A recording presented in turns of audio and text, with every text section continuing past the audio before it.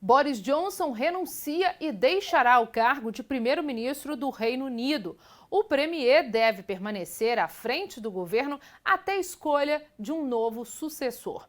O anúncio ocorre em meio à rebelião no Partido Conservador após o escândalo sexual envolvendo um aliado.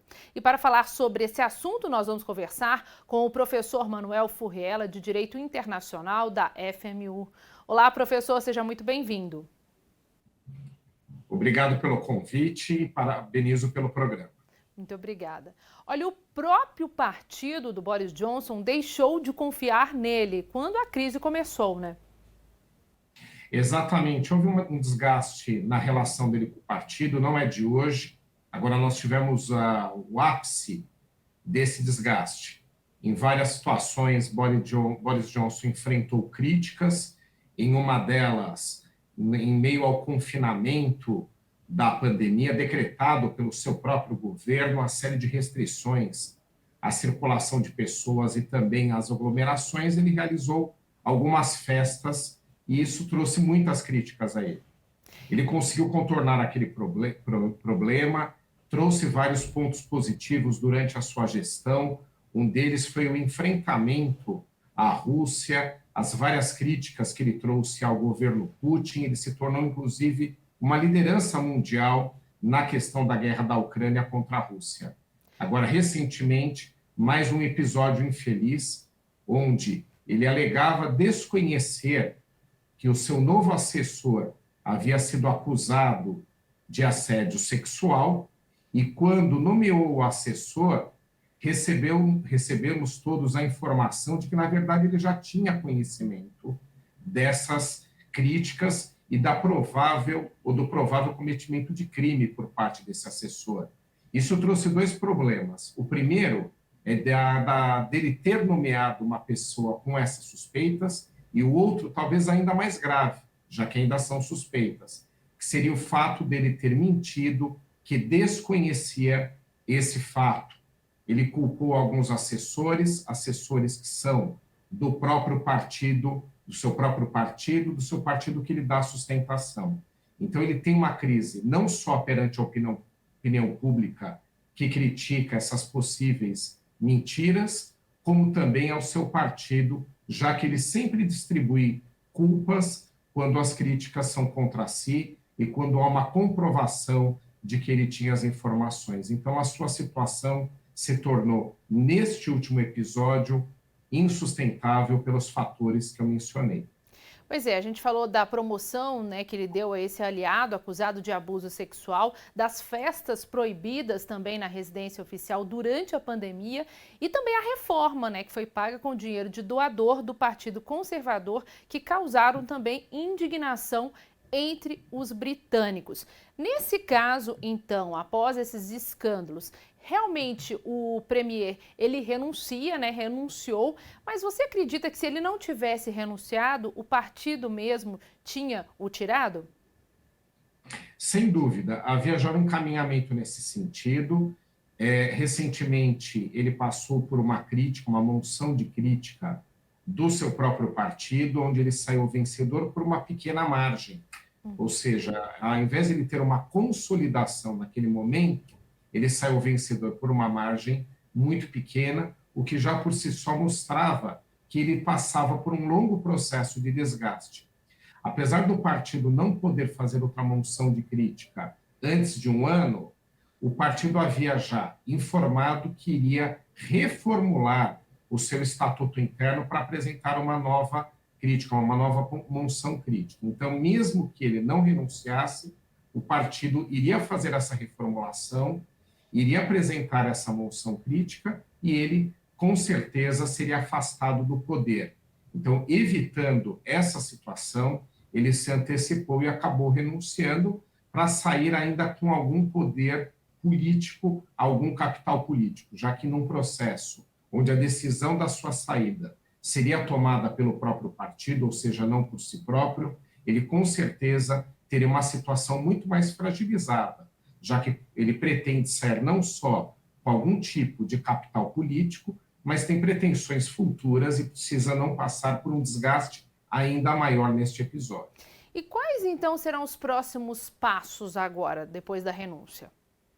Bom, pelo sistema britânico, o governante, né, no caso aí o primeiro-ministro, é escolhido pelo partido majoritário, o partido que tem mais votos no parlamento. No caso, o próprio partido do Boris, que é o Partido Conservador. Então, nessa estrutura, como já houve eleição parlamentar e só haverá outra em 2025, o poder ainda continua com o Partido Conservador, que fará uma indicação do seu sucessor. E acredito eu que, por conta, inclusive, desse episódio tão desgastante e da dificuldade que o Boris Johnson terá para continuar, mesmo nesse curto período, governando, o partido vai acelerar essa escolha. O partido, então, escolhe um novo primeiro-ministro e, num ato que é meramente formal, há um referendo da própria Rainha Elizabeth II, que recebe o primeiro-ministro indicado e acata ou não a indicação. E ela vai acatar, até porque é uma mera questão protocolar, já que no caso do Reino Unido, a Rainha Elizabeth ela tem uma função meramente figurativa, meramente de representação do país e não de governo. Então, esses serão os próximos passos e haverá, então, aí, nesse caso específico, a indicação pelo seu próprio partido, esse recebimento, né, pela Elizabeth II em reunião do nome a ser indicado, e aí virá um novo governo, até pelo menos que se realize uma nova eleição legislativa, já que no caso do Reino Unido são os parlamentares que escolhem o primeiro-ministro. E já existem nomes aí, que já tem uma especulação, né, de nomes que podem substituir o primeiro-ministro? Há uma indicação de que é uma conversa interna já do partido, mas ainda é incipiente, né? Então não há ainda nenhum nome consolidado. E não vai ser um processo muito simples, porque até a própria escolha do Boris Johnson há 3 anos e meio atrás foi uma escolha difícil. A Grã-Bretanha ela vivia um momento de saída da União Europeia, né, do Brexit, já mencionado o Brexit. Então, o Reino Unido ele saiu do bloco europeu e, naquele momento, uma sucessão de primeiros ministros assumiam o cargo, mas se tornavam insustentáveis, porque foi um processo muito difícil de saída. Quando o Boris Johnson assumiu, o nome dele já foi escolhido como um nome assim que não era ou não tinha muita liderança no próprio partido. Então, foi um nome por maioria, mas um nome escolhido por uma maioria que não era muito representativa. Então, não era um grande consenso do partido. E agora, nessa sucessão, o partido ficou desgastado não somente por conta desses episódios causados por Boris Johnson, mas porque o capital político para a escolha dos antecessores já foi gasto. Então, vai ser realmente difícil buscar uma nova liderança. Então, nós não temos ainda nenhum nome forte, nenhum sucessor, assim, com grande chance ainda no momento.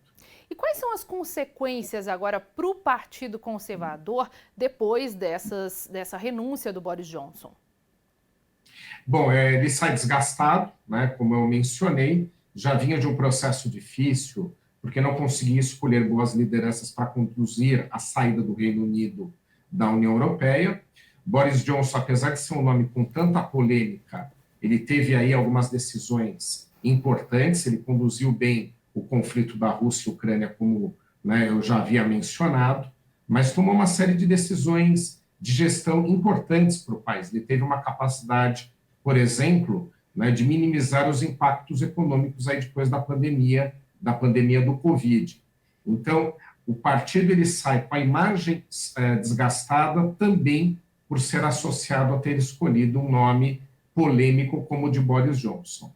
Então, o Partido Conservador ele tem, no próximo ano e meio, aí a oportunidade de escolher um bom nome para reconstruir sua imagem, já que caso não faça isso, nas próximas eleições em 2025, ele terá um impacto e poderá perder a maioria que detém há mais de 20 anos. Então, há uma chance de retorno do partido opositor ao poder. Sem dúvida, era nesse caminho que eu realmente perguntei. Muito obrigada, professor, pelos seus esclarecimentos. Excelente noite para você. Obrigado, que agradeço o convite.